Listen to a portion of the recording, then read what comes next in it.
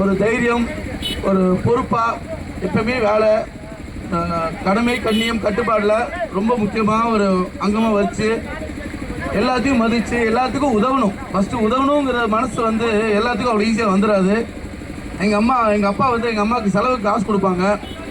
அந்த காசை எங்கேடா பார்த்தோன்னா பார்த்தீங்கன்னா நகையோ எதுவும் வாங்க மாட்டாங்க அவங்களுக்குன்னு சொல்லி. ஏதாவது கேட்டால் இவங்களுக்கு இந்த கஷ்டம், இவங்களுக்கு ஹாஸ்பிட்டல் செலவு பண்ணிட்டேன், அவங்களுக்கு வந்து கல்யாண கஷ்டம், அவங்களுக்கு கல்யாணத்துக்கு காசு கொடுத்துட்டேன், ஏதோ குழந்தைக்கு முடியல, படிப்புக்கு, இந்த மாதிரி எல்லாம் எப்போ பாரு அவங்க கொடுத்து அவங்களுக்குன்னு கொடுக்குற காசு எல்லாத்தையுமே இந்த மாதிரி தான் செலவு பண்ணுவாங்களே தவிர எந்த வீண் செலவும் அவங்க பண்ண மாட்டாங்க. ஸோ அப்போவே தெரியும் அம்மா வந்து கரெக்டான சாய்ஸ் மக்களுக்காக. இந்த லால்குடியை வந்து கண்டிப்பாக நான் புதுச்சேரியில் சொல்லிட்டு இருக்கிறது வந்து புதுச்சேரி சிங்கப்பூராக மாற்றுவேன்னு.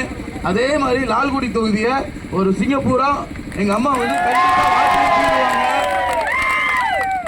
எல்லா இளைஞருக்கும் நல்ல ஒரு வேலை வாய்ப்பு, முதியோர்களுக்கெல்லாம் ஒரு பென்ஷனாக இருக்கட்டும், அவங்களுக்கு தேவையான விஷயங்களை வீடு தேடி வர்றதுக்கு. நம்ம கபடி வந்து இங்கே ரொம்ப பரவலாக இருக்கக்கூடிய ஒரு பெரிய விஷயம்.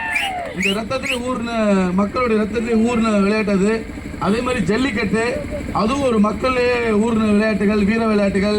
இது எல்லாத்துக்கும் நம்ம வந்து ஸ்டேடியம் மாதிரி பண்ணி, கிரவுண்டெலாம் பண்ணி, நல்ல ஒரு வேலை வாய்ப்பெலாம் கொடுத்து எல்லாத்துக்கும் அனைவருக்கும். அதே மாதிரி ராம்நாத் டிஸ்ட்ரிக்டில் 4 கோடி செலவில் ஒரு ஹெல்த் சென்டர் மாதிரி பண்ணியிருக்காங்க. அது ஒரு நல்ல ஒரு சின்ன ஹாஸ்பிட்டலாகவே இருக்கும்.